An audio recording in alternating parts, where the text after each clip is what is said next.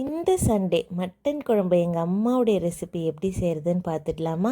இதுக்கு நீங்கள் மட்டனை போனோடு ஆட் பண்ணிக்கோங்க, அப்போ தான் ஃப்ளேவர்ஃபுல்லாக இருக்கும். இது கூடவே மஞ்சத்தூள், மிளகாத்தூள், நான் காஷ்மீரி சில்லி பவுடர் ஆட் பண்ணியிருக்கேன். உங்களுக்கு நார்மல் மிளகாத்தூள் வேணாலும் ஆட் பண்ணி உப்பு போட்டு தண்ணி போட்டு ஸ்லோ ஃப்ளேமில் குக் பண்ணிக்கோங்க, டெண்டராக ஆகிற வரையும். இல்லைனா 3 to 4 விசில்ஸ் குக் பண்ணிக்கோங்க.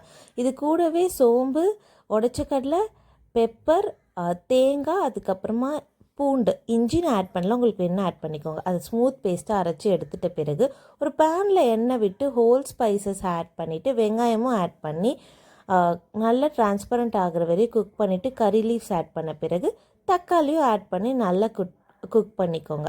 அது கூடவே புதினா இலையை ஆட் பண்ணி மிக்ஸ் பண்ணிவிட்டு நம்ம வேக வச்சுருக்க மட்டனில் ஆட் பண்ணுங்கள்.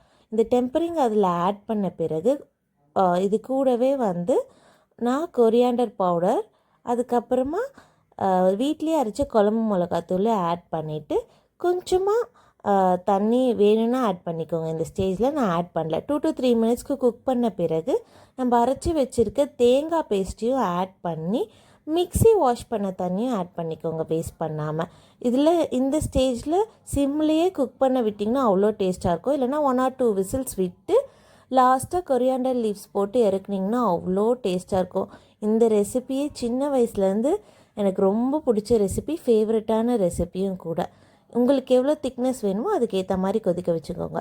அதுக்கப்புறமா சுட சுட இட்லியோடு சாப்பிட்டா எத்தனை இட்லி உள்ளே போகுதுன்னே தெரியாது, அவ்வளோ டேஸ்ட்டாக இருக்கும். Cook with love, serve with that. இந்த வீடியோ பிடிச்சிச்சுன்னா ஃபாலோ பண்ண மறக்காதீங்க. மற்ற வீடியோஸ்க்கு சேனலை ஃபாலோ பண்ணிக்கோங்க. தேங்க்யூ.